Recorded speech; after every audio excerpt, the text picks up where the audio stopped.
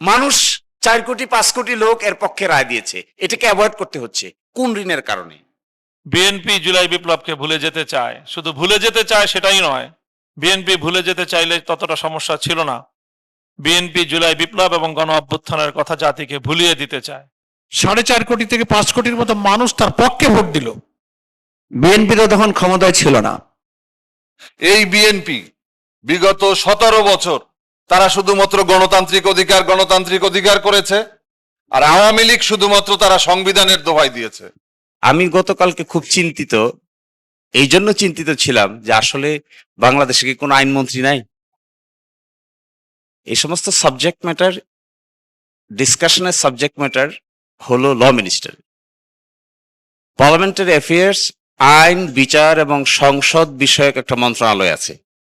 ওই মন্ত্রণালয়ের একজন মন্ত্রী আছে।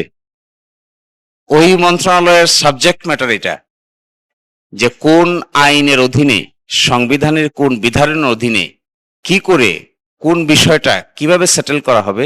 This is precisely the subject matter of the law ministry. কিন্তু আপনারা ল মিনিস্টারের কোনো কথা শুনেন না কেন? This is mysterious. আপনারা ভেবেছেন কিনা কখনো তা আমি জানি না, কিন্তু from yesterday I have started thinking যে এটা কেমন করে পসিবল, আমাদের ল মিনিস্টার কথা বলে না কেন? Why the law minister is silent? এই মিনিস্ট্রি তো ল মিনিস্টারের। সংসদে কে শপথ নিবে না নিবে এটা তো পার্লামেন্টারি অ্যাফেয়ার্স এর সাবজেক্ট ম্যাটার। অলসো এইটা সাবজেক্ট ম্যাটার হলো যে সংসদে শপথ নিয়েছেন কি নিয়েছেন না, নিবেন কি নিবেন না, একটা বিল উত্থাপন হবে কি হবে না, 133টা অর্ডিন্যান্স উপস্থাপন আগামীকালকে হবে কি হবে না, কোনটা সংশোধিত হবে, কোনটা পরিমার্জিত হবে। ল মিনিস্ট্রির একটা ড্রাফট উইং নামে একটা উইং আছে। ল মিনিস্ট্রির 3 ভাগ, তার মধ্যে একটা ভাগ হলো ড্রাফটিং উইং। ওই ড্রাফটিং উইং এর মধ্যে এগুলো ঠিক হবে। কিন্তু আপনারা দেখবেন, আমি আপনাদের কাছে একটা অনুরোধ জানাবো, আপনারা আজকেই খোঁজ নিয়ে দেখেন, খোঁজ নিয়ে আপনাদের দেখার দরকার হবে why our new law minister is silent about this. এটা তো subject matter of home ministry না। হোম মিনিস্ট্রির সাবজেক্ট ম্যাটার তো এগুলো না। হোম মিনিস্ট্রির সাবজেক্ট ম্যাটার হলো পুলিশ, হোম মিনিস্ট্রির সাবজেক্ট ম্যাটার হলো ইমিগ্রেশন, হোম মিনিস্ট্রির সাবজেক্ট ম্যাটার হলো ল এনফোর্সমেন্ট এজেন্সিস। করলেই তো হবে না, জুলাই সনদটা মাস্কুলিন না ফেমিলিন তাই তো বুঝতে পারি না। আচ্ছা, মার্শাল ল কি ওনারা করেন নাই? বাংলাদেশে মার্শাল ল প্রথম কে জারি করেছে? ওই মার্শাল লর বেনিফিট কে নিয়েছিল? 5ম সংশোধনী সংবিধানের কে পাশ করেছে? এই প্রশ্ন তো ওনাদেরকে জিজ্ঞাসা করা উচিত। 5ম সংশোধনী তো আপনারাই করেছেন, আপনারাই তো মার্শাল ল জারি করেছেন, আপনারাই তো বলছেন সংবিধান স্থগিত, আপনারাই তো 5ম সংশোধনী পাশ করে বলেছিলেন তখন যে এত সালের এতদিন থেকে এতদিন পর্যন্ত যা কিছু করা হয়েছে তা বাংলাদেশের কোনো আদালতে প্রশ্ন উত্থাপন করা যাবে না। তো ওগুলো ভালো ল ছিল? ওটা পুংলিঙ্গ ছিল না স্ত্রীলিঙ্গ ছিল? ওই 5ম সংশোধনীর নাম কি পুংলিঙ্গ না স্ত্রীলিঙ্গ? আপনারা জিজ্ঞাসা করেন, মাস্কুলিন না ফেমিনিন? এটাও তো জিজ্ঞাসা করা উচিত। যে প্রক্লেমেশন দিয়ে সংবিধান সংশোধন করা হয়েছিল 1977-এ, ওই ফার্স্ট প্রক্লেমেশন অফ 1977 ওটা কে জারি করেছিল? তখন শহীদ প্রেসিডেন্ট জিয়াউর রহমান যে জারি করেছিলেন, ওটা কি সংবিধান সংশোধন মার্শাল ল প্রক্লেমেশন দিয়ে সংবিধান সংশোধন করলেন কেমন করে? এরপরে কেন আবার 5ম সংশোধনী পাশ করতে হলো? সেটা আবার বাংলাদেশের উচ্চ আদালত আনকনস্টিটিউশনাল ডিক্লেয়ার করলো। আমার মনে হয় বিএনপি বা সরকার বেমালুম ভুলে গেছে যে দেশে একটা অভ্যুত্থান হয়েছিল। তারা মনে করছে একটা নিয়মতান্ত্রিক সরকার ব্যবস্থার মধ্য দিয়ে নির্বাচন হয়েছে, বাস that is what is the final. কিন্তু তারা একেবারে বেমালুম কি করে ভুলে যায় যে এই দেশের মানুষ রক্ত দিয়েছে। এখনো ট্রাইব্যুনালে সাক্ষী দিতে আসে, মাঝে মাঝে গেলে দেখা যায় কারা সাক্ষ্য দিতে আসে, কিন্তু তাদের মাথায় এটা নাই। আরেকটা কথা, তাদের মাথায় এটা নাই, দেখেন গণভোট অধ্যাদেশের পিছনে আমরা যারা ঐকমত্য কমিশনে ছিলাম, তাদের ঐকমত্যের ভিত্তিতে 30টা বিষয়ে একমত হয়েছিল। এটা গণভোট অধ্যাদেশের পিছনে শিডিউল আকারে আছে। আদালতে গিয়ে একটা ফরমায়েশি মামলা করাইছে, ফরমায়েশি মামলা করে ওখানে রুল নিয়েছে যে ঐকমত্যের ভিত্তিতে যে 30টা বিষয় ঠিক করা হয়েছিল এইটাও নাকি কেন অসাংবিধানিক ঘোষণা করা হবে না, এই মর্মেও আদালত রুল দিয়েছে। ওনাদের একটা কথা আপত্তি যে ডিসেন্টিং আছে, ডিসেন্টিং বাদ, ঐকমত্য যেগুলো হয়েছে এখানে আপত্তি কিসের? ঐকমত্য হয়েছে যে কোনো বিষয়, এগুলোকে আদালতের সাবজেক্ট ম্যাটার বানিয়েছে। এর মানে কি? এর মানে হলো লিডারশিপের জীবনের সবচাইতে গুরুত্বপূর্ণ বিষয় হলো ট্রাস্ট এবং কনফিডেন্স। কোন নেতা কিংবা কোনো গোষ্ঠীর প্রতি জনগণের যদি আস্থা এবং বিশ্বাস না থাকে, ও কিন্তু শেষ পর্যন্ত নেতৃত্বের ক্যাটাগরিতে উত্তীর্ণ হইতে পারবে না। This is the secret of leadership. কেন মানুষ সংগ্রামী মানুষকে পছন্দ করে? কেন কেন মানুষ নেলসন ম্যান্ডেলাকে পছন্দ করে? কেন মানুষ সারা দুনিয়াতে হযরতে মুহাম্মদ মুস্তাফা সাল্লাল্লাহু আলাইহি ওয়াসাল্লাম তিনি কেন পৃথিবীতে এক্সাম্পলারি নেতা হিসেবে আছেন? কেন? বিকজ তার কথা এবং তার কাজ, তার মুআমালাত, তার কর্মকাণ্ড, তার পলিসির মধ্যে আপনি বৈপরীত্য দেখতে পাবেন। একইভাবে নেলসন ম্যান্ডেলা 28 বছর ছিল জেলের ভিতরে। আপনি দেখবেন ওই ভদ্রলোকের জিন্দেগিতে জেলে গেছে, জুলুম হইছে, থাকতে থাকতে জীবন পার করে দিছে, কিন্তু কখনো নিজের দেওয়া কমিটমেন্ট থেকে সরে দাঁড়ায় নাই। একইভাবে বেগম খালেদা জিয়াকে কেন আমরা আপসীর নেত্রী বলি? Because she suffered A lot but she did not compromise. এখন এসে আমরা কি বিপদে পড়েছি? তার দল সরকার গঠন করার আগে যা বলেছে, একসাথে মিলে আমরা যা আলোচনা করলাম, সরকার গঠন হওয়ার পরে কিংবা নির্বাচনের পরেই 180 ডিগ্রি অ্যাঙ্গেলে পোল্ট্রি মারছে। এই যে 180 ডিগ্রি অ্যাঙ্গেলে পোল্ট্রি মারার পরে আমরা জানা এখানে আলেম ওলামা, দেশের বিখ্যাত জ্ঞানী গুণীজন এখানে বসে আছেন, তাদের মনোজগতে আর আস্থা বিশ্বাসের জায়গাটা তো আগের মতো নাই। আপনি কি করে এটা ফিরে আনবেন? আপনি জানতো দেখি বাজারে যে কমেন্ট, যে ইন্টারভিউটা করেন, ইন্টারভিউর নিচে কমেন্ট গুলো দেখবেন, টেলিভিশনের যে ভিডিও ক্লিপসটা ছাপা হয় অথবা আপনাদের মতো মিডিয়ায় যেগুলো ছাপেন, তার নিচে কমেন্ট বক্সটা দেখবেন। গতকালকে আমি 2500 কমেন্ট একসাথে করে অ্যানালাইসিস করে দেখার চেষ্টা করেছি। এই মন্তব্য যেখানে করা হয়েছে তার মধ্যে 2500 কমেন্টের ভিতরে মাত্র 60টা কমেন্ট পক্ষে আছে, বাকি 2493টা কমেন্টে হা হা হু হু করে হাসতেছে। এর অর্থ হলো দিস পিপল বিকাম অবলিভিয়াস। এরা অনেকটা মানে আচ্ছন্ন হয়ে গেছে ক্ষমতার দৃষ্টিতে। মানুষ কি ভাবছে এটা দেখারও সময় তাদের হাতে নাই। সো দিস ইজ, তাহলে এভাবে যদি হয় তাহলে আপনি ফ্যামিলি কার্ড দিবেন, this is very good, you are maintaining এর কমিটমেন্ট। তাহলে জুলাই চার্টার সম্পর্কে কমিটমেন্ট মেনটেন করেন না কেন? ঠিক আছে, আপনি যে অংশ, আপনারা যে অংশটুকু কমিটমেন্ট মেনটেন করছেন, উই অ্যাপ্রিসিয়েট দিস, আমরা এটাকে সম্মান জানাই, আমরা এটাকে ইজ্জত করি। কিন্তু এট দ্য সেম টাইম আমরা সবাই মিলে যেখানে আলোচনা হলো, একমত হলো, স্বাক্ষর হলো, এখান থেকে যে সরে আসছেন, এই কমিটমেন্টের কথা আপনাদের কাছে মনে থাকে না? ফলে আমি মনে করি, আমার ধারণা হলো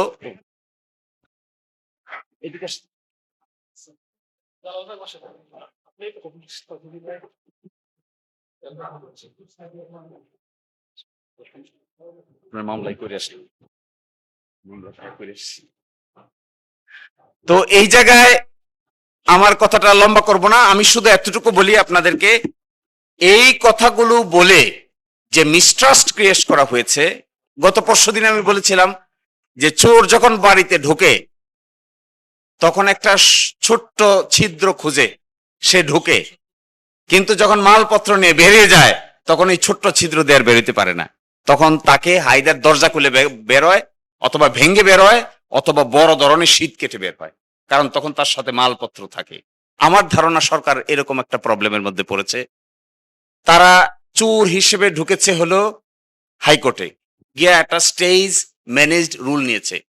এটা যেদিন শেষ হবে সেই দিন কিন্তু দরজা ভাঙ্গা ছাড়া আর উপায় থাকবে না। এটা ধারণা আছে কিনা তাও আমি জানি না, ওনাদের মাথায় হয়তো আছে এটা যে ক্ষমতা আছে, কিছুক্ষণ প্লে করলাম, যখন ক্ষমতার ভাটা পড়বে তখন আর প্লে করবেন কি করে? অতীতের ৫ম সংশোধনী মামলা যখন আনকনস্টিটিউশনাল ডিক্লেয়ার হয়েছে তখন জিয়াউর রহমান সাহেব কর্তৃক গৃহীত সকল সাংবিধানিক সংস্কার অবৈধ ঘোষণা করে দেওয়া হয়েছে। এবং ৫ম সংশোধনীর যে মামলাটা হয়েছে, ৫ম সংশোধনী যেটা সংবিধানে হয়েছে, এটা দেখলে দেখবেন সংবিধানের সব জায়গায় কাটা ছিঁড়া করতে করতে করতে করতে এমন হয়েছে বলা হয় যে পঞ্চদশ সংশোধনীটা কোনো সংশোধনী না, এটা সংবিধান নতুন করে লেখার সামিল। তো এরকম একটা কিছুর জন্য অপেক্ষা করছেন ওনারা? তা না হলে আদালতের বারান্দায় এটা কেন ঠেলে দিলেন? আচ্ছা, কোন ইন্ডিপেন্ডেন্ট লোক যদি আদালতের বারান্দায় ঠেলে দিত তাহলে আমরা অ্যাকসেপ্ট করতাম। ম্যানেজ করা, আইনজীবীও ম্যানেজ করে, অ্যাটর্নি জেনারেল অফিসও ম্যানেজ করে, রুল কিভাবে হবে এটাও ম্যানেজ করে। আরো আশ্চর্যজনক বিষয়, এখন বলবে কি জানেন, গতকালকে থেকে বলা শুরু করেছে এটা বলে সাবজুডিস ম্যাটার। তো সাবজুডিস হলো কি করে? আদালতের কোনো আদেশ আছে? আদালত একটা কারণ দর্শানো নোটিশ দিয়েছে, বাস। এরপরে তার কোনো সাবজুডিস নাই, বলে নাই তো এটা করো, এটা করো না, এটা করা থেকে বিরত থাকো, এটা স্টে, কিচ্ছু তো বলে নাই। তাহলে সাবজুডিস ম্যাটার বলছেন কাকে? সাবজুডিস ম্যাটারের সংজ্ঞাটাকেও এখন পরিবর্তন করার চেষ্টা করছে। আদালতের সুনির্দিষ্ট যদি আদেশ থাকতো যে জুলাই সনদ বাস্তবায়ন আদেশকে স্টে করা হলো আগামী 6 মাসের জন্য, তাহলে এই কথা বলতে পারতেন। স্টে তো নাই, ডাইরেকশন নাই, কোনো ইনজাংশন নাই, কোনো রেস্টেনিং অর্ডার নাই, তাহলে সাবজুডিস হলো কি করে? শুধু কারণ দর্শাইতে বলছে আমাদেরকে। তা আমরা কারণ দর্শায় পার্টি হব, শুনানি হবে, দীর্ঘদিন চলবে, ততদিন পার্লামেন্ট হাত পা গোটায় বসে থাকবে, ততদিন জুলাই সনদ বাস্তবে রূপান্তরিত হবে না। তো আমি মনে করি এই রাজনীতিটা বোঝার বাকি আর কোনো লোক এই জগতে নাই। ইভেন আমি, আমার একটা ছেলে আছে আর 17 বছর বয়স, সেও দিকে হাসে।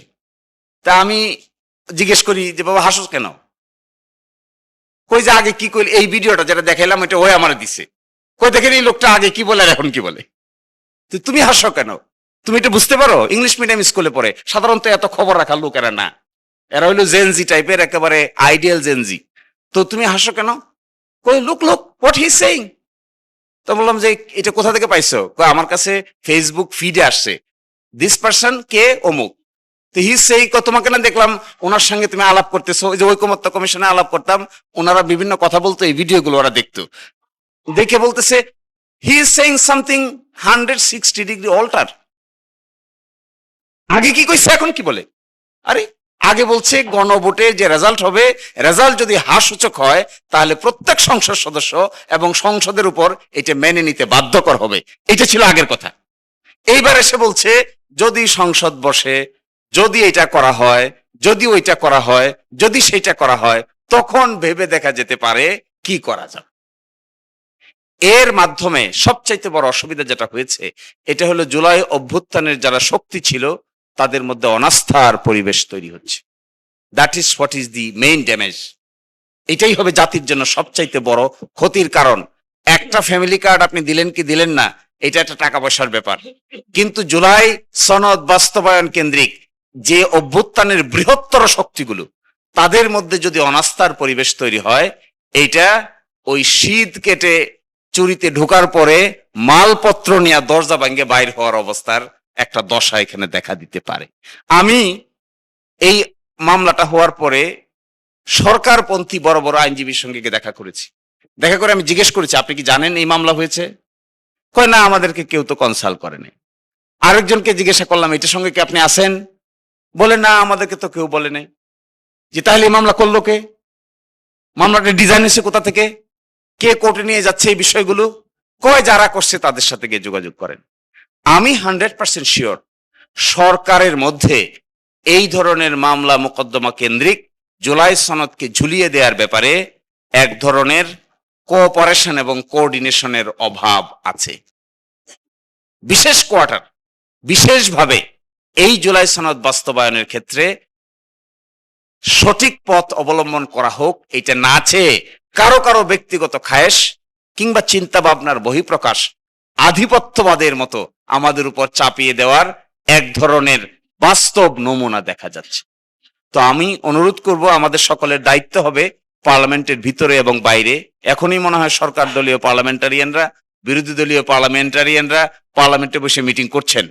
ভিতরে এবং বাইরে আমাদের সকলের, আর কোর্টের ভিতরে তো আমরা আছি, যতটুকু আমাদের জীবন আছে, যত সময় আমাদের নিঃশ্বাস আছে, ততক্ষণ পর্যন্ত জুলাই সনদ আইনের দৃষ্টিকোণ থেকে আমরা শেষ পর্যন্ত ফাইট চালিয়ে যাব ইনশাআল্লাহ। আর এর বাইরে এখানে যারা নেতৃবৃন্দ আছেন, বড় বড় রাজনৈতিক দল এবং বাংলাদেশের বড় বড় উলামায়ে কেরাম, তাদের প্রতি আমার অনুরোধ থাকবে, এনসিপি এখানে মনে হয় আসে নাই, সকলে মিলে এই জিনিসটাতে কখনোই ছাড় দেওয়া ঠিক হবে না। এটা এমন, লাস্ট কথাটা হলো আমার এটা, সাংবিধানিক সংকট তৈরি তারাই করছেন। আচ্ছা বলেন, গণভোট যে অনুচ্ছেদে আছে, একই অনুচ্ছেদে একই দিনে জাতীয় সংসদ নির্বাচন অনুষ্ঠিত হবে, এই কথাও বলা আছে। তো গণভোট অস্বীকার করলে জাতীয় সংসদের নির্বাচনের কি হবে? আসলে কি এই জিনিসটা ওনারা চিন্তা করছেন না, নাকি আসলে অতি চিন্তা করতে গিয়ে আমার কাছে মাঝে মাঝে মনে হয় এটা কি কম বোঝার ফল নাকি অতি বোঝার ফল? এই দুইটার মাঝখানে উত্তরটা এরকম আসে যে মনে হয় এটা সম্মিলিত কোনো বুঝ জ্ঞানের ফল না। যদি সম্মিলিত কোনো বুঝ জ্ঞান হইতো, কনসালটেশন হইতো, আলোচনা হইতো, থ্রেড বেড ডিসকাশন হইতো, তাহলে অন্তত এই ধরনের পদক্ষেপ নিতে পারার কথা নয়। তো এই জন্য আমাদের সকলের দায়িত্ব হবে এই জুলাই সনদ বাস্তবায়নের জন্য সাংবিধানিক যে সমস্ত বাধা নিষেধ আছে, এই বাধা নিষেধকে ওনারা যেভাবে ব্যাখ্যা করছেন, এই ব্যাখ্যা থেকে বেরিয়ে আসতে হবে। এটা সঠিক ব্যাখ্যা না। আমরা তো এখানে দেখতে পাচ্ছি অনেকেই ঐক্যমত্য কমিশনে ছিলেন, যেদিন গণভোটের সিদ্ধান্ত হয় সেদিন সকলে খুশি হয়ে একসাথে উঠেছে, কোলাকুলি করে একসাথে উঠেছে, এবং সেই দিনটা ছিল সবচাইতে আনন্দের দিন। আমার ধারণা সবাই একজন আরেকজনকে জড়িয়ে ধরেছে, বিএনপি এগ্রি করেছে গণভোট আমরা যাব। এখন বলছে গণভোট অসাংবিধানিক। হায় হায়, ঐকমত্য কমিশন 5টা অপশন দিয়েছিল, তখন প্রশ্ন আসলো গণভোট, গণভোটের কথা যে আসলো সকলেই একমত হয়ে গেল, ঠিক আছে গণভোট গণভোট গণভোট। এবং আজকে যারা গণভোটের বিরুদ্ধে বলছেন তাদের কণ্ঠ এবং হাত সেখানে দেখতে পাবেন। তা যদি হয় সেই গণভোটের আদেশ এখন আর বাস্তবায়ন করতে চান না, এর অর্থ হলো কোনো না কোনো জায়গায় সম্ভবত এক ধরনের ঋণ তৈরি হয়েছে, যে ঋণটাকে আপনারা পরিশোধ করতে গিয়ে গণভোটকে অ্যাভয়েড করতে হচ্ছে। এটা খুবই ডেঞ্জারাস কথা। মানুষ 4 কোটি 5 কোটি লোক এর পক্ষে রায় দিয়েছে, এটাকে অ্যাভয়েড করতে হচ্ছে কোন ঋণের কারণে? কোথায় নাকে খত দেওয়ার কারণে? কোন জায়গায় নাক পাশে আবদ্ধ হয়েছেন, যে নাক পাশে আবদ্ধ হওয়ার ফলে 4 কোটি 5 কোটি লোকের ভোটকে অ্যাভয়েড করতে হচ্ছে?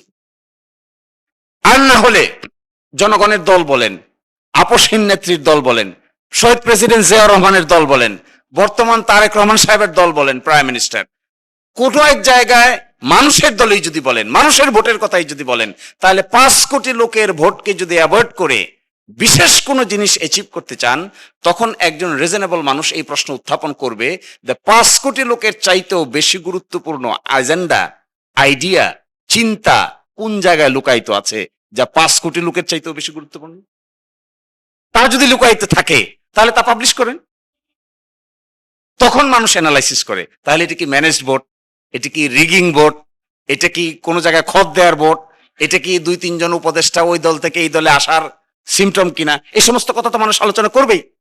আর তার যদি না করে আপনারা সরাসরি করতেন, ঠিক আছে একমত হয়েছে জুলাই চার্টার বাস্তবায়ন হবে, আমরা শপথ নিব, পার্লামেন্টে যাব, 180 দিনের মধ্যে সংস্কার পরিষদ হবে, এর ভিতরে সংস্কার শেষ, তারপরে নতুন পার্লামেন্ট যাত্রা শুরু করবে, বাস শেষ, তাহলে তার কেউ প্রশ্ন তুলতো না।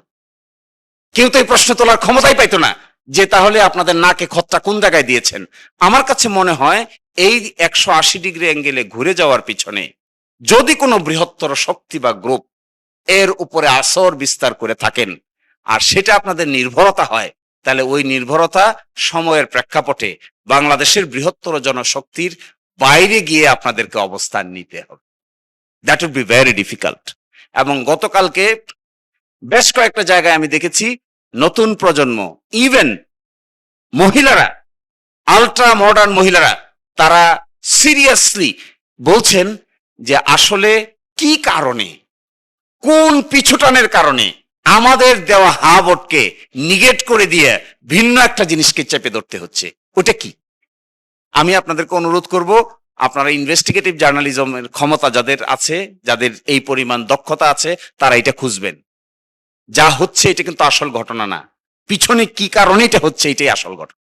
এই কারণটা খুঁজবেন। কি কারণে হোম মিনিস্টার এত অ্যাক্টিভিটি দেখাচ্ছেন, কি কারণে ল মিনিস্টার এত চুপ আছেন, কি কারণে ল মিনিস্ট্রির ফাংশন আরেক মিনিস্ট্রিকে পালন করতে হচ্ছে, কি কারণে একজন ব্যক্তির 25 দিন 30 দিন আগে দেওয়া কমিটমেন্ট 30 দিন পরে 180 ডিগ্রি অ্যাঙ্গেলে পরিবর্তন হয়ে গেছে। পর্দার আড়ালের ওই শক্তিটাকে কিংবা ওই কারণটাকে যদি খুঁজে বাইর করা যায়, আমার ধারণা এটা বাংলাদেশের জন্য সবচাইতে বড় উপকার হবে। আর আমি গতকালকে বলেছিলাম, এক মন্ত্রীর সাথে দেখা হয়েছে, সেখানে বলেছিলাম যে আপনারা তো মানুষের বিশ্বাসের জায়গাটা নষ্ট করে দিচ্ছেন। তো উনি বললেন কেমনে? বলে যে সকালে একটা বলেন, দুপুর একটা বলেন, রাতে একটা বলেন। বলে কি বললাম? বলে একবার বলছেন এটা মানবো, এখন বলেন মানবো না। বলে যে আমি বলছি না, আপনি বলেন না। কে বলছে? আমাদের একজন বলছে। তা আমাদের একজন এটা বললো, কেন বললো? আপনারা কি এটা জানেন না? কই জানি, অনেক কথাই তো জানি, সব কথা কি আর বলি? তো বলেন, যদি ভিন্ন কোনো চিন্তা থাকে তাহলে বলেন। এই চিন্তার সঙ্গে সকলে যদি একমত না হন সেটাও জানান। সকলের মধ্যে যদি দ্বিমত থাকে, এখতেলাফ থাকে, এখতেলাফটা আমাদেরকে বোঝান যে সরকারের সব লোক এটার সঙ্গে নাই, তাও তো বলতে চান না। ফলে আমার খুবই বিনীত অনুরোধ থাকবে আপনাদের প্রতি, সাংবাদিকদের প্রতি, প্লিজ কেউ যদি জাতীয় দায়িত্ব পালন করতে চান, দয়া করে পিছনের কারণটার দিকে একটা ইনভেস্টিগেটিভ জার্নালিজম চালান। আজকেও আমি দেখে আসলাম 133টা অর্ডিন্যান্সের ভিতরে মেজর যে কটা অর্ডিন্যান্স আছে তার মধ্যে একটা হলো মানবাধিকার কমিশনের অর্ডিন্যান্স, আরেকটা আছে জুলাইতে যারা যুদ্ধ করেছে তাদের ইন্ডেমনিটি অধ্যাদেশ, আরেকটা আছে একটু আগে দেখে আসলাম গুম খুন অধ্যাদেশ। এই তিনটার মধ্যে নাকি ম্যাসিভ পরিবর্তন তারা প্রস্তাব করেছে। কেন? আমরা আলাপ আলোচনা করে অন্তর্বর্তীকালীন সরকারের সময়ে মানবাধিকার কমিশন প্রতিষ্ঠা করে এর ভিতরে এত কিছুকে দায়িত্ব দিয়ে রিফর্ম আকারে আনা হয়েছে, এগুলো পরিবর্তন করে আবার সরকারের কাছে নিয়ে গিয়ে সরকারের অনুগত মানবাধিকার কমিশন করবেন। তাহলে কি লাভ হলো এই রিফর্মের? কি অর্থ হলো এই বিপ্লবের? কি মানে হলো এই অভ্যুত্থানের? এবং এইগুলো করতে গিয়ে আপনারা আবার আস্থা হারাতে পারেন। এই বক্তব্য রাজনৈতিক বড় বড় নেতৃবৃন্দ আছেন তারা দিবেন। আমি মনে করি আইনগত যে ব্যাখ্যাটা দেওয়া হচ্ছে এটা সঠিক না, এটা ভুল। এই ব্যাখ্যা যদি তারা দেন তাহলে তারা পঞ্চম সংশোধনী মামলার জাতাকলে নিজেদেরকে আবার ফেলার ব্যবস্থা করছেন। এটা সঠিক হচ্ছে না। সবাই ভালো থাকবেন। আসসালামু আলাইকুম। যারা সাংবাদিকতা করেন, গণমাধ্যম কর্মী যারা আছেন, কোন দেশের গণতন্ত্র, দেশ গড়া, জনস্বার্থ, জনগণের আকাঙ্ক্ষা পূরণের জন্য তিনটা জিনিসের সমন্বয় লাগে। তার মধ্যে একটা হচ্ছে গণমাধ্যম, একটা হচ্ছে রাজনৈতিক দল, আর একটা হচ্ছে জনগণ। তাদের মধ্যে সমন্বয়, সেতু বন্ধনের মধ্যে দিয়ে সত্য কথাটা জাতির সামনে তুলে ধরতে পারা, এবং যেটাকে বলা হয় ইনভেস্টিগেটিভ জার্নালিজম, অনুসন্ধানী সাংবাদিকতা যেটাকে বলা হয়। আমাদের অনেক বিদগ্ধ সাংবাদিকরা কিন্তু সেই সাংবাদিকতার মধ্য দিয়ে জাতির সামনে অনেক অজানা সত্যকে তুলে ধরেন, জাতিকে পথ নির্দেশ করেন। আজকে গণভোট প্রায় 68-69% ভোটে হার জয়যুক্ত হলো। 4.5 কোটি থেকে 5 কোটির মতো মানুষ তার পক্ষে ভোট দিল। সংবিধান অনুযায়ী গণভোটের 50%-এর ওভার ভোট পেলে সেটা গণরায় হিসেবে গ্রহণযোগ্য হয়, অথচ সেটাকে কি করে তারা উপেক্ষা করছেন। এবং জুলাই সনদে যে মৌলিক 4টি বিষয়কে গণভোটের প্রশ্ন হিসেবে দিয়ে দেওয়া হয়েছে, ভোটাররা হার পক্ষে যে ভোট দিয়েছে, এবং আমরা 11 দলীয় নির্বাচনী ঐক্যে যারা ছিলাম, আমরা যেমন আমাদের যার যার দলীয় প্রতীকের পক্ষে ভোট চেয়েছি, তেমনি আমরা কিন্তু হার পক্ষে ভোট চেয়ে জনগণকে মোটিভেট করেছি। ফলে এই বিপুল পরিমাণ প্রায় 5 কোটি মানুষ অর্থাৎ ভোটার তারা হাকে জয়যুক্ত করেছে। এখন শিশির মনির ভাই বললেন এই জুলাই সনদ, সংবিধান সংস্কার আদেশ বাস্তবায়ন করা না করা, ইভেন সংবিধান সংস্কার পরিষদের শপথ বিএনপির না পড়া, এর যে সমস্ত আইনি ব্যাখ্যা যুক্তি মাননীয় স্বরাষ্ট্রমন্ত্রী দিচ্ছেন, এই দায়িত্ব তো আইনমন্ত্রীর। তিনি কিন্তু নীরব, তিনি এর কোনো ব্যাখ্যা দিচ্ছেন না। আমরা জানি না সরকারের পক্ষ থেকে তিনি হয়তো অ্যাসাইন হতে পারেন, কিন্তু তিনি কি করে এটা অস্বীকার করতে পারেন যে জুলাই সনদে জাতীয় সংসদের দক্ষিণ প্লাজায় আমরা ফ্যাসিবাদ বিরোধী আন্দোলনে যারা ছিলাম, যারা ঐক্যমত্য কমিশনের দীর্ঘ আলোচনার পরে আমরা সেই জুলাই চার্টারে কিন্তু স্বাক্ষর করেছি। 166টি প্রশ্ন দিয়ে সব দলের কাছে তাদের মতামত চাওয়া হয়েছে। তার মধ্যে 84টি বিষয়ে সবাই একমত হয়েছে। তার মধ্যে 48টি সাংবিধানিক সংস্কারের প্রশ্ন ছিল। সেখানে 6-7টা বিষয় নোট অফ ডিসেন্ট ছিল বিএনপির। 19টি মৌলিক বিষয়ে আমরা একমত হয়েছি।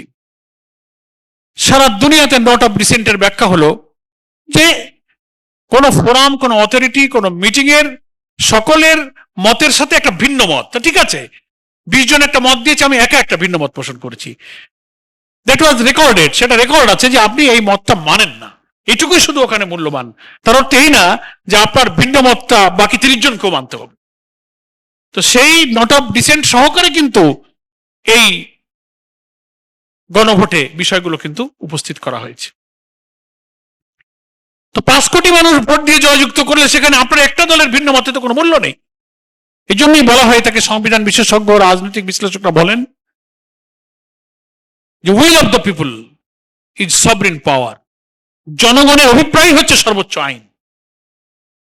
সংসদ, সংবিধান, আদালত, এগুলোকে আমরা অনেক সময় আদেশ, আইন, শক্তি, ক্ষমতার বড় জায়গা মনে করি, কিন্তু সবকিছুর ঊর্ধ্বে হচ্ছে জনগণ। জনগণের জন্য পার্লামেন্ট, জনগণের জন্য সরকার, জনগণের জন্য আদালত, আদালতের জন্য মানুষ নয়, পার্লামেন্টের জন্য মানুষ নয়, মানুষের জন্য এগুলো তৈরি হয়। ফলে 5 কোটির মতো ভোটাররা যে হার জয়যুক্ত করলো, আপনি শুধু কোনো পলিটিক্যাল ব্যাড ইন্টেনশনে সেটাকে আপনি ইগনোর করে যাবেন। সহস্রাধিক মানুষের জীবন, লক্ষ লক্ষ, হাজার হাজার মানুষের রক্তাক্ত, আহত, ক্ষতবিক্ষত চিহ্নের যে জুলাই সনদ, তার থেকে আপনি চোখ ফিরিয়ে নেবেন। নতুন প্রজন্ম কিন্তু এটা খুব সিরিয়াসলি ফলো করছে।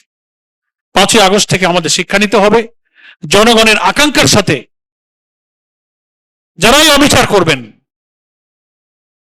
তাদেরকে 5ই আগস্টের শিক্ষা থেকে কিন্তু শিক্ষা নিতে হবে।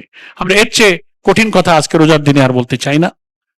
আমি আলোচনায় কারণে সংক্ষেপ করব, যেহেতু সভাপতির বক্তব্য আছে এবং নামাজের জন্য শেষ হবে।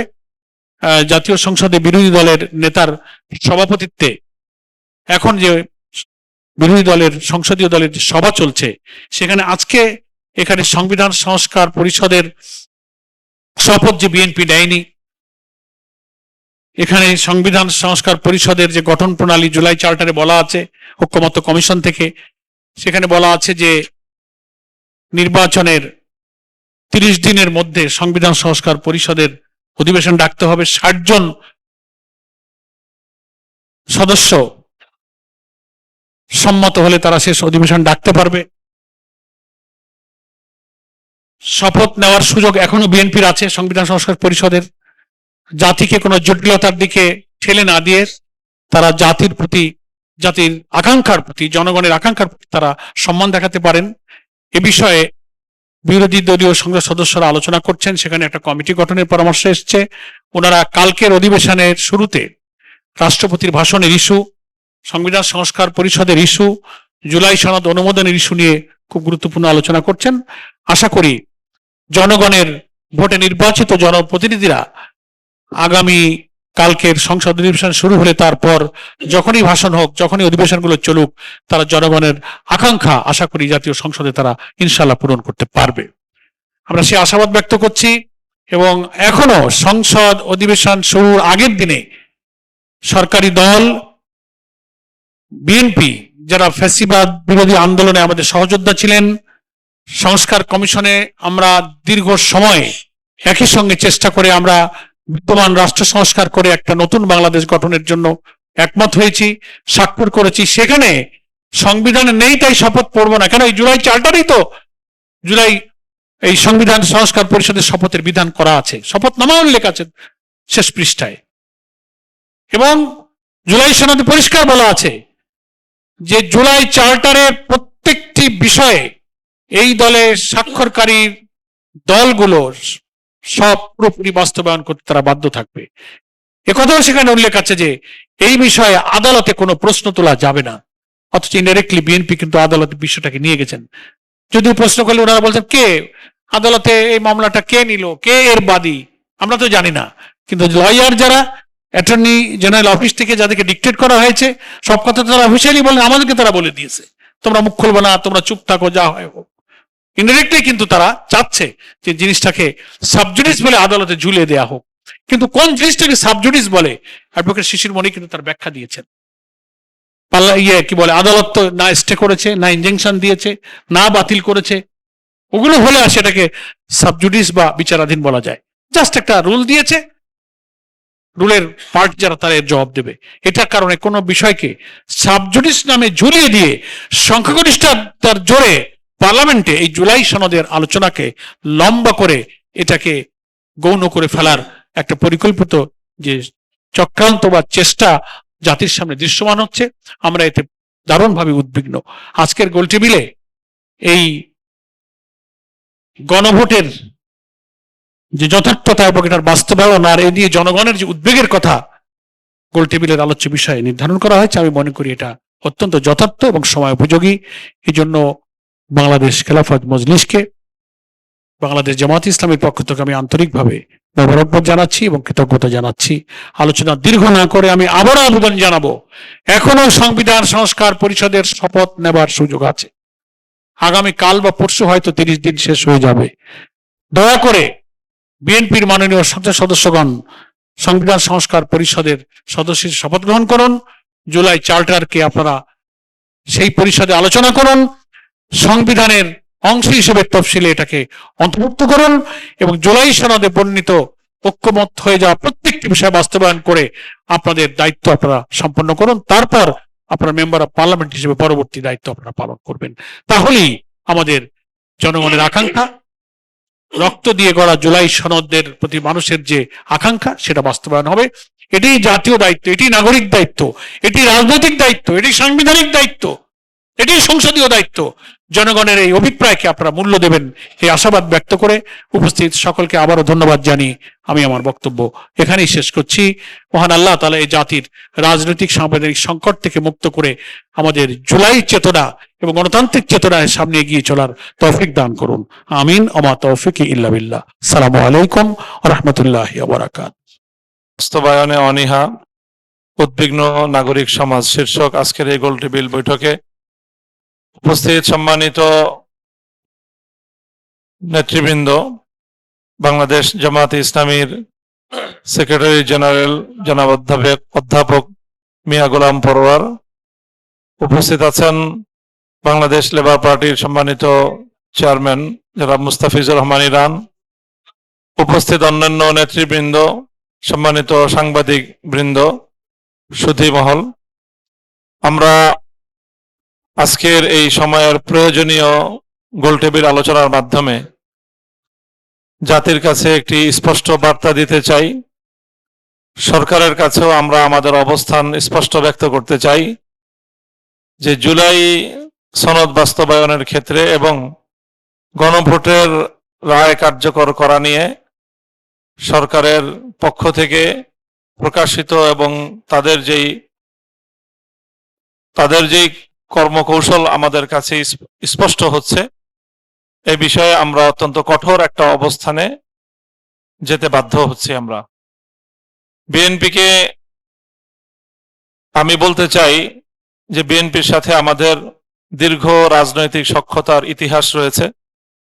আমরা দীর্ঘ সময় বাংলাদেশে আধিপত্যবাদ বিরোধী লড়াইয়ে বিএনপির সাথে কাঁধে কাঁধ মিলিয়ে আমরা লড়াই করেছি, সংগ্রাম করেছি, ফ্যাসিবাদ বিরোধী আন্দোলন করেছি, সংগ্রাম করেছি।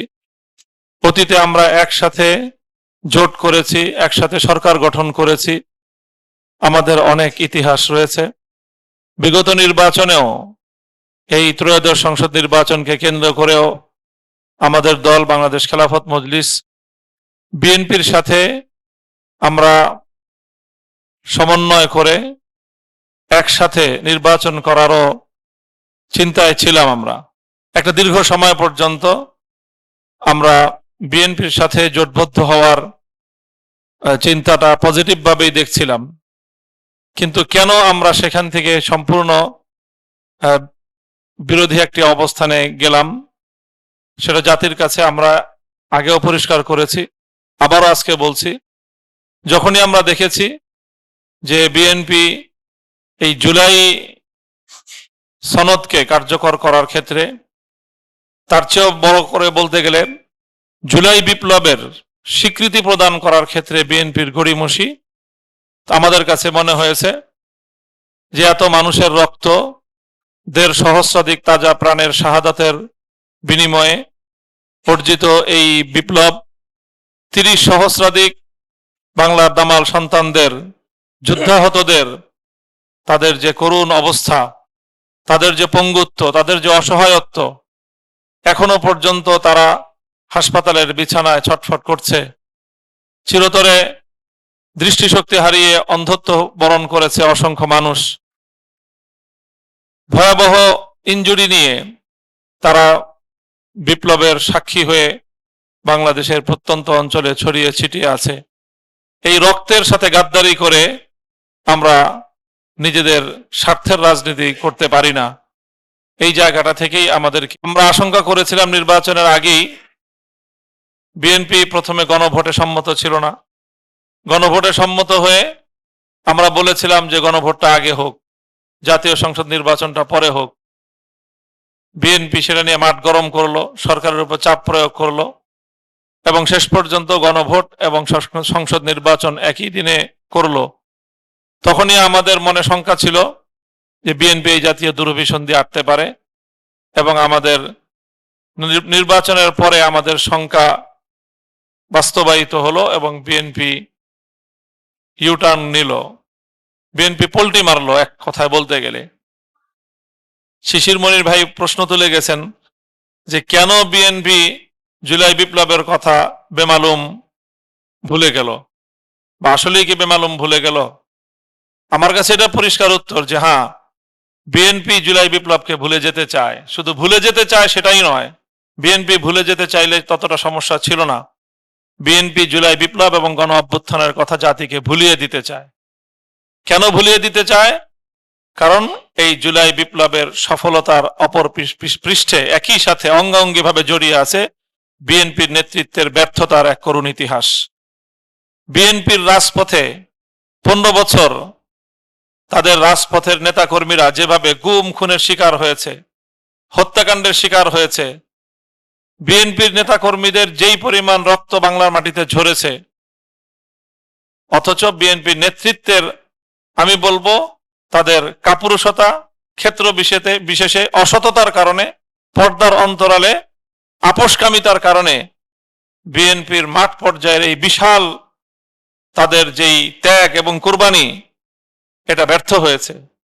যেই জনতা নিয়ে 2024-এর জুলাই মাসে বিপ্লব হলো, অভ্যুত্থান হলো, 5ই আগস্ট ফ্যাসিবাদ পালিয়ে যেতে বাধ্য হলো, এদেশের মাটি এবং এদেশের মানুষ সেই বিপ্লবের জন্য তো প্রস্তুত ছিল 2023 সালেও। 2023 সালে নয়াপল্টনের বিএনপি কার্যালয়ের সামনে থেকে 28শে অক্টোবর চূড়ান্ত সেই আন্দোলনের সময় বিএনপি নেতৃত্ব যেভাবে কাপুরুষতার পরিচয় দিয়েছে, পুলিশের টিয়ার সেল না, পুলিশের বাঁশির ফু শুনে বিএনপির নেতৃত্ব যেভাবে হাতে চুরি পরে পালিয়ে গিয়েছে, সেই দিনই তারা তাদের নেতৃবৃন্দ, তাদের নেতা কর্মীদের রক্তের প্রতি তাদের যে কোনো কমিটমেন্ট নাই সেটা প্রমাণিত হয়েছে। এবং সেই জনতাকে নিয়েই 2024 সালের জুলাই বিপ্লব হলো, 5ই আগস্ট ফ্যাসিবাদের পতন ঘটলো।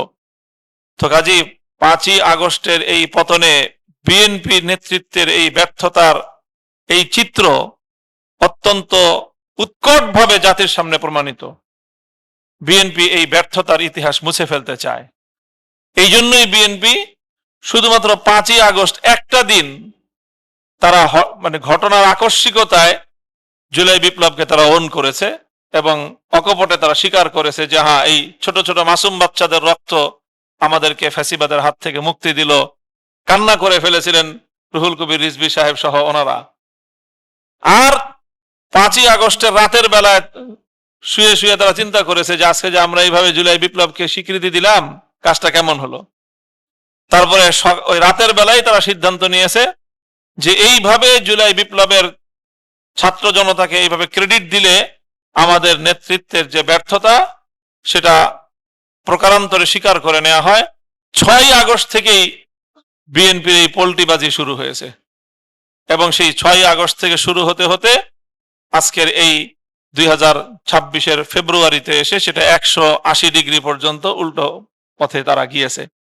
বিএনপিকে ভালো করে বলতে চাই যে জনতার বিপরীতে গিয়ে বিদেশি শক্তির উপর নির্ভর করার পরিণাম কি হয়, শেখ হাসিনা থেকে সেটা শিক্ষা গ্রহণ করার চেষ্টা করেন।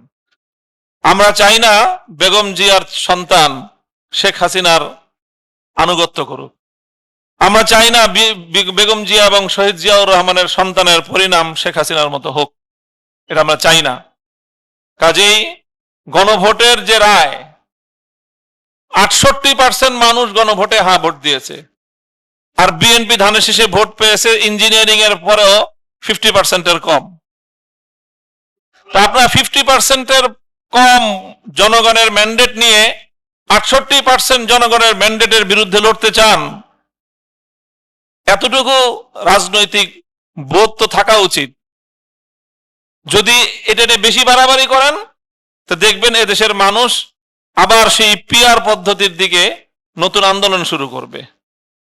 68% মানুষের জনগণের রায়কে আপনার বৃদ্ধাঙ্গুলি প্রদর্শন করার দুঃসাহস দেখাচ্ছেন লেস দেন 50% জনগণের ভোট নিয়ে। আপনারা 50% মানুষের ভোটও পান নাই, আপনারা 209টা আসনের গরম দেখান, 2/3 মেজরিটির আপনারা এখানে গরম দেখাচ্ছেন। কাজেই আমরা শহীদ প্রেসিডেন্ট জিয়াউর রহমান, বেগম খালেদা জিয়া আপসহীন, আমরণ আপসহীন নেত্রীর তাদের যে দলীয় অবস্থান, তাদের যে দলীয় আদর্শ, সেটাকেই আজকের এই বিএনপিকে অনুসরণ করার উদাত্ত আহ্বান জানাবো। এবং আমাদের শেষ কথা হলো এটাই যে গণভোটের রায় কোনো ধরনের চুলচেরা ছাড়াই, এটাকে কোনো ধরনের কাটাছেঁড়া ছাড়া এটাকে অক্ষরে অক্ষরে বাস্তবায়ন করুন। দেশের আমরা বিরোধী পক্ষে যারা রয়েছি, রাষ্ট্র পরিচালনায় আপনাদেরকে সর্বতভাবে সহযোগিতা করব। আর যদি আপনারা টাল বাহানা করেন, আবারও সেই কথাই বলছি, বাঙালিকে হাইকোর্ট দেখাতে গেলে জনগণ কিন্তু আপনাদেরকে রাজপথ দেখিয়ে ছাড়বে ইনশাআল্লাহ। আগামী 24শে এপ্রিল বাংলাদেশ খেলাফত মজলিস এই ইস্যুকে নিয়ে রাজপথে নামছে। ইতিমধ্যে আমাদের পক্ষ থেকে গণসমাবেশের ঘোষণা দেওয়া হয়েছে এবং আমরা বিএনপির প্রতিটি এই জাতীয় স্বৈরতান্ত্রিক পদক্ষেপের গণমতের বিরুদ্ধে বিএনপির প্রতিটি অবস্থানকে আমরা রাজপথে চ্যালেঞ্জ করব ইনশাআল্লাহ।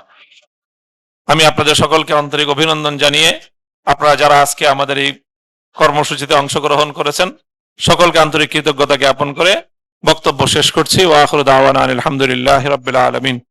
সুবহানাল্লাহি ওয়া বিহামদিহি সুবহানাল্লাহিল আযীম। সুবহানাকাল্লাহুম্মা বিহামদিকা আশহাদু আল্লা ইলাহা অধিকার।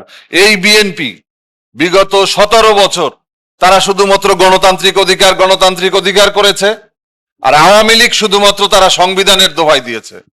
ঠিক একইভাবে যখন আমরা আবার এই নির্বাচনের পরে একই ঘটনা, এখন বিএনপির কাছে এখন আর গণতন্ত্র বলতে কিছু নাই। এখন তাদের কাছে মানুষের যে আকাঙ্ক্ষা, মানুষের যেই প্রত্যাশার জায়গার চেয়ে তাদের কাছে এখন সংবিধান। এখন তাদের কাছে আমাদের জিজ্ঞাসা যে 2024 সালের যেই গণ অভ্যুত্থান হয়েছে, সেই গণ অভ্যুত্থান কোন সংবিধানের বলে হয়েছিল? কোন সংবিধানের আওতায় জনগণ রাজপথে নেমেছিল?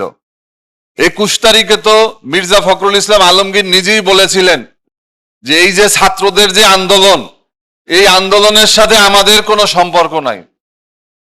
আবার তারাই বলে যে তারাই হচ্ছে গিয়া মাস্টার মাইন্ড। তো একই মুখে কয় কথা আমাদের শুনতে হবে। আপনাদের মনে আছে যে জাতীয় ঐক্যমত্য কমিশনে আমি সালাউদ্দিন সাহেবের ডানে বামে ছিলাম, কিন্তু আজকে সালাউদ্দিন সাহেব ক্ষমতা পাওয়ার পরে তার যেই বক্তব্য, যেভাবে তুচ্ছ তাচ্ছিল্য করে আমাদের দাবিকে ছোট করা হচ্ছে, এটার খেসারত কিন্তু দিতে হবে। আপনাদের মনে আছে 1996 সালে যখন বিরোধী দলগুলো বিএনপি ক্ষমতায় থাকাকালে তত্ত্বাবধায়ক সরকারের দাবি তুলেছিল, সেদিন আমাদের পরম শ্রদ্ধেয় বেগম খালেদা জিয়ার ক্ষেত্রে আমার তার শ্রদ্ধার ক্ষেত্রে কোনো তিল পরিমাণ ঘাটতি নেই। তারপরেও বলবো, বেগম খালেদা জিয়া বলেছিলেন, বিএনপি বলেছিল যে শিশু এবং পাগল ছাড়া কেউ নিরপেক্ষ হতে পারে না। কিন্তু তারপরে কিন্তু এই বিএনপিকে নাকে খত দিয়ে তারপরে কিন্তু তত্ত্বাবধায়ক ব্যবস্থা কিন্তু ফিরিয়ে দিতে হয়েছিল।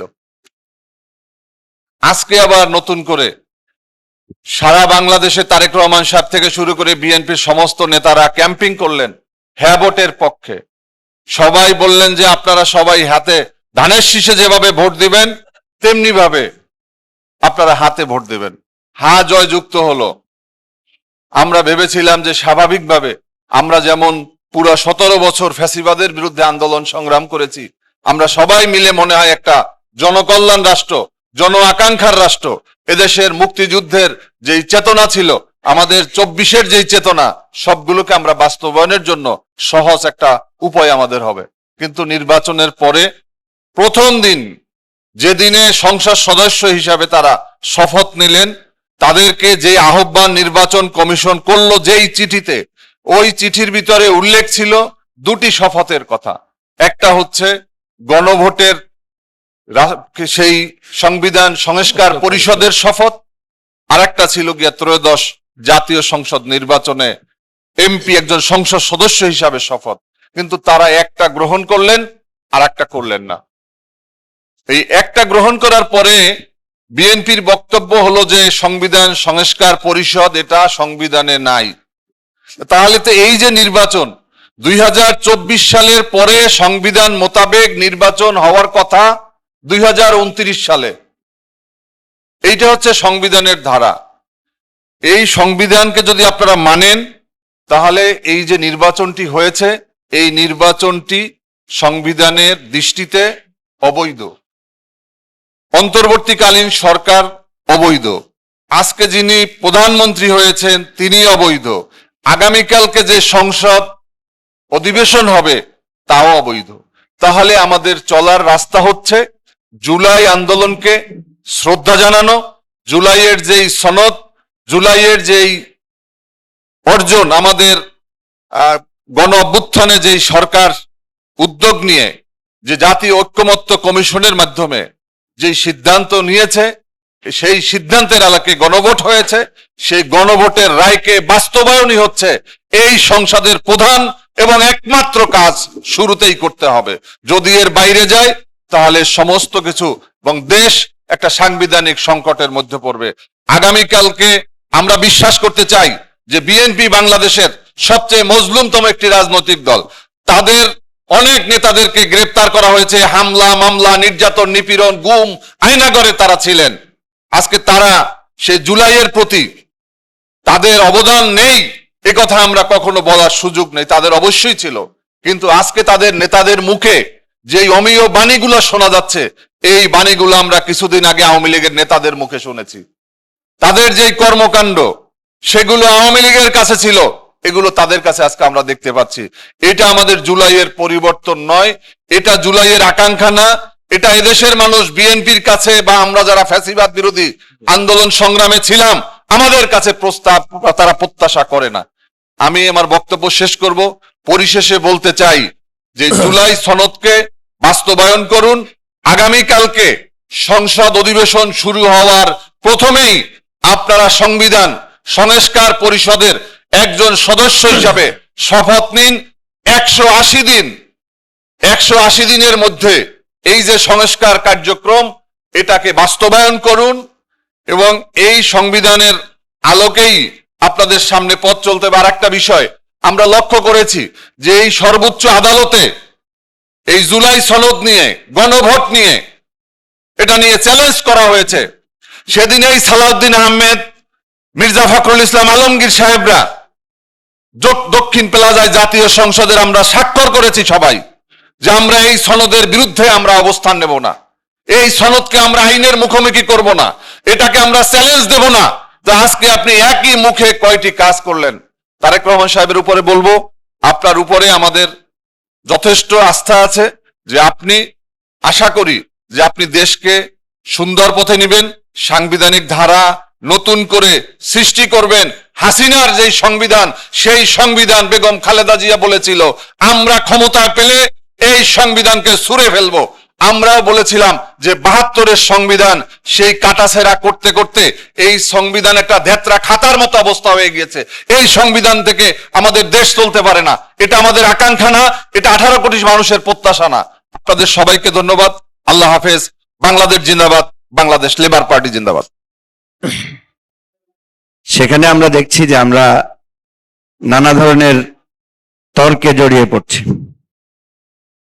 সংবিধানের আলোকে দেশ চলবে না জন আকাঙ্ক্ষার আলোকে দেশ চলবে, এই বিতর্ক গত 2 বছর ধরেই চলছে। আপনারা দেখেছেন যে আমরা ঐকমত্য কমিশনে যখন বসেছি তখন এগুলো নিয়ে প্রচুর তর্ক বিতর্ক হয়েছে। এই তর্ক বিতর্কের শেষ কোথায়? একদল সংবিধান খুলে পৃষ্ঠা অনুচ্ছেদ উল্লেখ করে করে যুক্তি তর্ক দিচ্ছেন, আরেক দল জন আকাঙ্ক্ষা এবং জনমানুষের প্রত্যাশার বিষয়টিকে আমরা সামনে আনছি। শেষ পর্যন্ত জনগণ আসলে কি দেখছে? জনগণ দেখছে এরা সবাই কিছুদিন আগে ঐক্যবদ্ধ ছিল। জনগণ দেখছে এরা কিছুদিন আগে সকলেই এক সুরে কথা বলেছে। জনগণ দেখছে যে এরা প্রত্যেকে নির্যাতিত, নিপীড়িত, জেলে, কেউ বা আত্মগোপনে, কেউ বা বিদেশে, কেউ বা গুম খুন, নানা রকম পরিস্থিতির মধ্যে ছিল।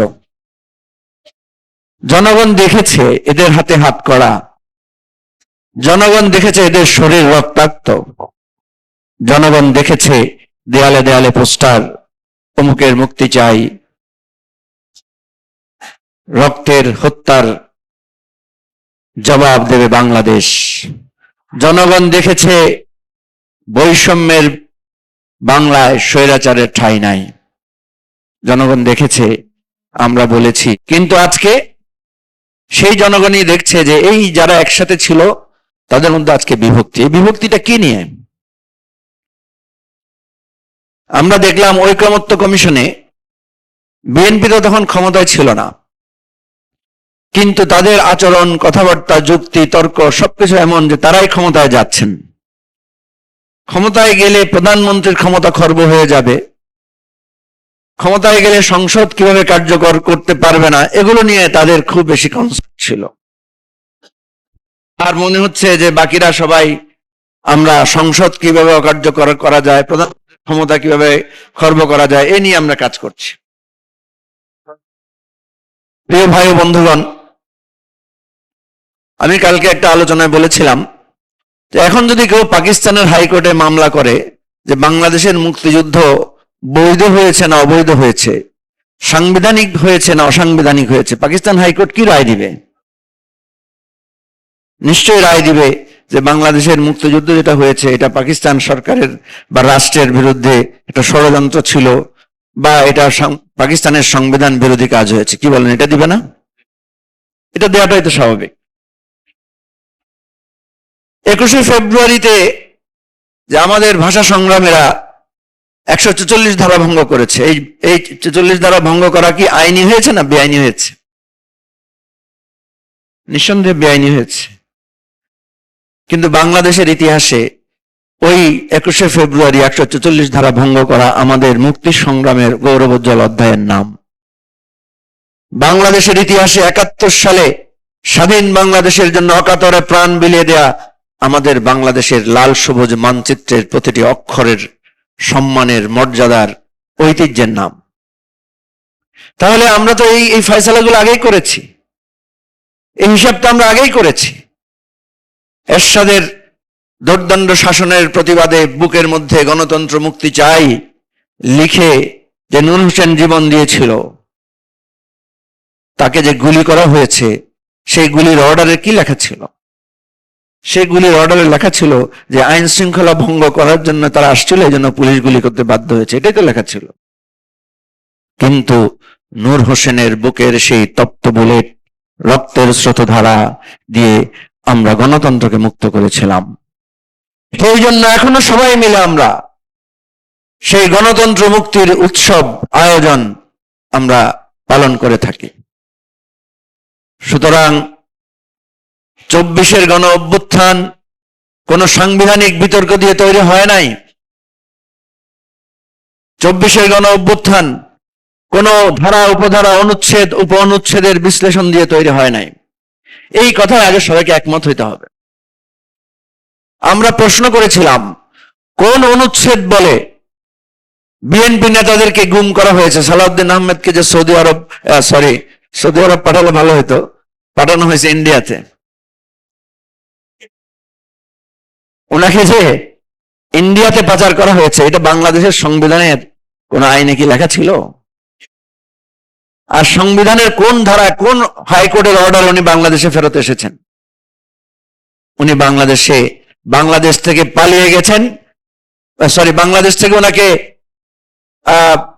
গুম করা হয়েছে, ওনাকে পাচার করা হয়েছে সংবিধানের প্রত্যেকটি ধারা, উপধারা, অনুচ্ছেদকে ভুলণ্ঠিত করে। আর জনগণ সেই সংবিধানের ধারা উপধারার প্রত্যাখ্যান করে রক্ত দিয়ে উনাকে সহ বিএনপির বহু নেতৃবৃন্দকে মুক্ত করেছেন। প্রিয় ভাই ও বন্ধুগণ, আপনারা জানেন বাংলাদেশের রাষ্ট্রপতি প্রধানমন্ত্রীর পরামর্শ ছাড়া কোনো কাজ করতে পারেন না। আচ্ছা, গণ অভ্যুত্থানের পর বেগম খালেদা জিয়া, 5 তারিখ গণ অভ্যুত্থান হলো, খালেদা জিয়া মুক্তি পেয়েছে কয় তারিখ বলেন তো?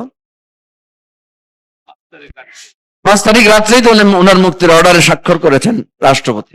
তো উনি কার পরামর্শ নিয়ে করেছেন? খালেদা জিয়ার মুক্তি কি সাংবিধানিক ভাবে হয়েছে না অসাংবিধানিক ভাবে হয়েছে? তাইলে বলেন, আপনারা সাহস করে বলেন একটু। রাষ্ট্রপতি যে অর্ডার দিলেন, উনি প্রধানমন্ত্রী, ওনাকে পরামর্শ দিলেন কোত্থেকে? প্রধানমন্ত্রী তো নাই। সুতরাং মনে রাখতে হবে যে ইতিহাসকে আইনের মার পেঁচে বিচার করলে ইতিহাসও আমাদেরকে একদিন আইনের মার পেঁচে বিচার করবে। পৃথিবীর তাবৎ ইতিহাস নিয়ম এটাই, সংবিধান যখন অকার্যকর হয়ে পড়ে তখন জনগণের শক্তিতে, মুক্তির আশ্বাসে তারা সংগ্রামে ঝাঁপিয়ে পড়ে। হ্যাঁ, সংগ্রাম থেকে যখন তারা মুক্ত হয়, দেশ যখন শান্ত হয়, স্বাধীন হয়, সবকিছু স্থিতিশীল হয়, আবার তারা সংবিধানের নিয়মে ফিরে আসে। কারণ সংবিধান ছাড়া রাষ্ট্র চলতে পারে না। প্রশ্ন হচ্ছে, আমরা কি এখনো সাংবিধানিক সব হিসাব নিকাশ শুদ্ধ করে চলার জায়গায় এসেছে কিনা? যদি চলার জায়গায় আসতাম তাহলে আমাদের এই ঐকমত্য কমিশনের কি দরকার ছিল? সংবিধান পড়ে পড়ে এক একটা পদক্ষেপ নিয়ে নিলে তো হয়ে যেত। পৃষ্ঠা উল্টায় এটা দেখতাম, তারপর ওই পথে হাঁটতাম। বলেন, ঐকমত্য কমিশন সংবিধানের কোন অনুচ্ছেদে আছে? নাই বলেই তো আমাদের গণভোটের প্রয়োজন হয়েছে, নাই বলেই তো ঐকমত্য কমিশনের প্রয়োজন হয়েছে, নাই বলেই তো প্রফেসর ইউনূসকে এনে একটা অন্তর্বর্তীকালীন সরকার গঠন করতে হয়েছে। সুতরাং এই বিতর্কগুলো আজকে যারা তুলছেন, তারা যে নিজের স্বার্থে তুলছেন, তারা যে ক্ষমতাকে পাকাপোক্ত করার জন্য তুলছেন, সেটা কি আর বুঝতে বাকি আছে? আচ্ছা, ক্ষমতা যদি পাকাপোক্ত করতে পারেন অসুবিধা নাই, কিন্তু ক্ষমতা তো পাকাপোক্ত করতে পারবেন না। ইতিহাসের পাতায় সেটা লেখা আছে। 69-এর গণ অভ্যুত্থানের পরে 70-এর নির্বাচন আমরা পেয়েছিলাম, কিন্তু সেই আবার দেখা গেল 70-এর নির্বাচনকে বিজয়ী দলকে ক্ষমতায় বসতে দেওয়া হয় নাই। সেখানে সংবিধান মানা হয়েছে, নিয়ম নীতি মানা হয়েছে? হয় নাই। ফলে মুক্তিযুদ্ধ অনিবার্য হয়েছে। এই ইতিহাসগুলো ভুলে গেলে চলবে না। প্রিয় ভাই বন্ধুগণ, আজকে আপনি ক্ষমতায় গেলে সব ভুলে যাবেন আর দোষ দিবেন যে বিরোধী দল বা আমরা যারা আছি তারা শুধু সমস্যা তৈরি করছি। আমারও তো কোনো সমস্যা নাই। আপনারা 31 দফায় যে কথাগুলো বিধৃত করেছেন সেগুলোই গণ অভ্যুত্থানের আকাঙ্ক্ষা, সেগুলোই আমরা ঐকমত্য কমিশনে আলোচনা করেছি। সুতরাং এখনো সময় আছে, আসুন আমরা সমঝোতার টেবিলে বসি, আলোচনা করি কি সমস্যা।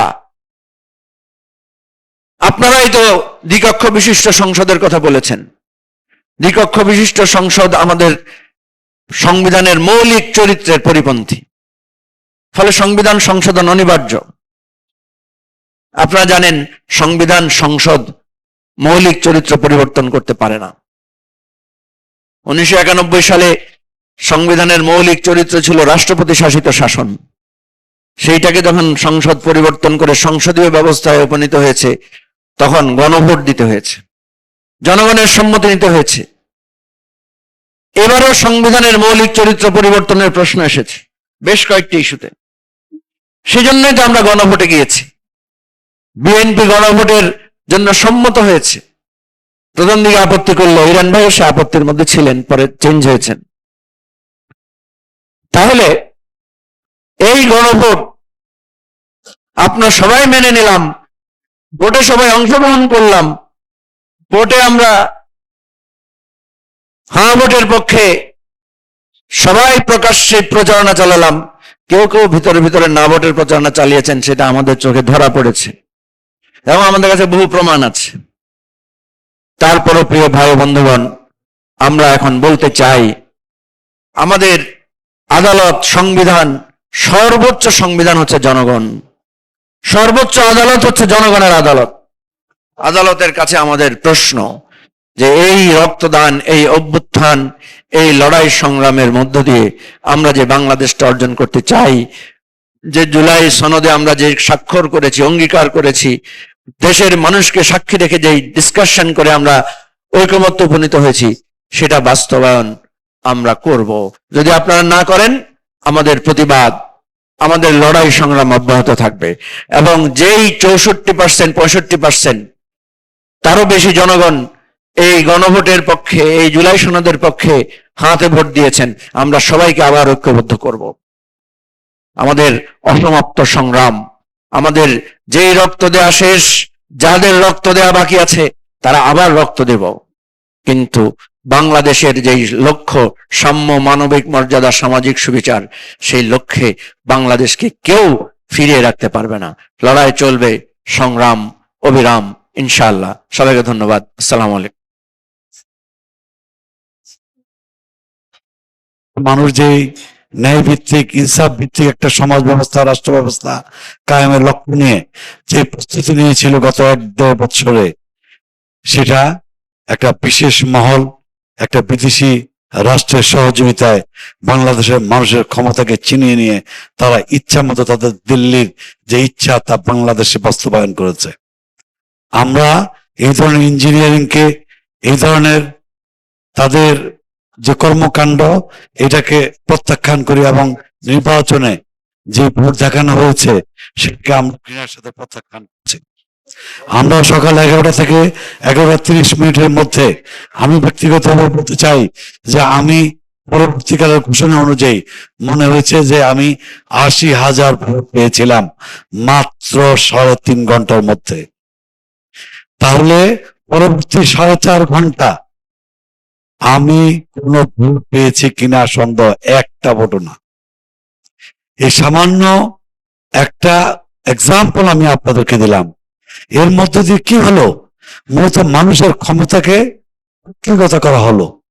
যে আশা নিয়ে জুলাই আন্দোলন হয়েছিল, যে জুলাই সনদে আমি স্বাক্ষর করেছিলাম, আমার অনেক ভাই আমার দুই পাশেই আছেন, আমরা স্বাক্ষর করেছিলাম, আমিও দ্বিতীয় ব্যক্তি যিনি জুলাই সনদে স্বাক্ষর করেছিলাম। কি প্রত্যাশা ছিল আমাদের? আমরা তো চেয়েছিলাম একটা শোষণহীন বাংলাদেশ তৈরি হোক। আমরা চেয়েছিলাম এদের যেন আর কোনো ফ্যাসিস্ট জন্মগ্রহণ না করতে পারে, প্রতিষ্ঠিত হতে না পারে। আমরা চেয়েছিলাম জনগণের যে ক্ষমতায়ন সে তাদের হাতেই থাকুক, তারা তাদের ইচ্ছা মাফিক তারা সরকার গঠন করবে। যদি কারা ভালো কাজ করে তারা আবার ক্ষমতায় আসবে, যদি কেউ ভালো কাজ না করে, জনগণের প্রত্যাশা পূরণ করতে না পারে, তাদেরকে চলে যেতে হবে, বিদায় নিতে হবে। গণতন্ত্রের সৌন্দর্য এটাই। কিন্তু আমরা কি দেখলাম? যে বাংলাদেশের ক্ষমতার, বাংলাদেশের ভাগ্যের, বাংলাদেশ কিভাবে পরিচালিত হবে তার সিদ্ধান্ত হয়েছে দিল্লিতে, যেটাকে আমরা ঘৃণার সাথে তাদের এই কর্মকাণ্ডকে প্রত্যাখ্যান করছি। যদি জুলাই না হতো, যদি 5ই আগস্ট সৃষ্টি না হতো, যদি আমরা রাজপথে বাচ্চাদের সাথে না থাকতাম, এদেশের লক্ষ লক্ষ কৃষক জনতা, শ্রমিক জনতা, ছাত্র জনতা, তারা যদি সেদিন আমাদের 1,500 মানুষ শহীদ হয়েছিল, ভাইয়েরা শহীদ হয়েছিল, 30,000-এর বেশি আমাদের ভাইয়েরা সারা জীবনের জন্য পঙ্গুত্ব বরণ করেছিল। এ রক্তের মূল্য কে দিবে? যদি জিজ্ঞেস করেন যারা সরকার গঠন করেছে, তারা সেদিন বাংলাদেশের মাটিতে ছিল না, আমরা রাজপথে ছিলাম, আমাদের এই ভাইয়েরা ছিল। আমরা যারা ছিলাম তারা বলতে পারি আমরা অয়ন করেছিলাম। আমরা 2 মার্চ কনওয়ালি আহমেদ বীর বিক্রম আমাদের কেন্দ্রীয় কার্যালয় সম্মেলনের মধ্যে মহানধারা রাজনীতিবিদদের মধ্যে সর্বপ্রথম তিনি গর্জে উঠেছিলেন, তিনি বলেছিলেন বৈষম্য বিরোধী যে আন্দোলন চলছে এটা বৈধ, এটা ন্যায্য পাওনা। আমরা মুক্তিযুদ্ধ করি নাই সেই জন্য যে আমাদের বাচ্চাদেরকে আমরা চাকরিতে কোটা দিব, ওই কোটার বিরুদ্ধে তিনি প্রথম গর্জে উঠেছিলেন। এটাই তার ছিল, তার বিরুদ্ধে ষড়যন্ত্র হয়েছে। এলডিপি কে একটি আসনেও জয়লাভ করতে দেওয়া হয় নাই, জোর করে নিয়ে যাওয়া হয়েছে। সংগ্রামী ভাইরা আমার, আজকের এই পবিত্র মাহে রমজানে আমরা অনেকেই কথা বলবেন, আমরা জুলাই সনদকে বাস্তবায়ন যদি করা না হয় তাহলে মনে করবেন আবার আন্দোলন হবে, আবার রক্ত ঝরবে। কিন্তু আমরা জনগণের যে আকাঙ্ক্ষা, যে নিয়ে জুলাই সৃষ্টি হয়েছিল, মানুষের যে আকাঙ্ক্ষা, ছাত্র ভাইদের যে আকাঙ্ক্ষা, বাংলাদেশের ভবিষ্যৎ নিশ্চিত করার জন্য আমরা রাজপথে থাকবো, এ কথা আপনাদেরকে দিচ্ছি। আসসালামু আলাইকুম রহমতুল্লাহ।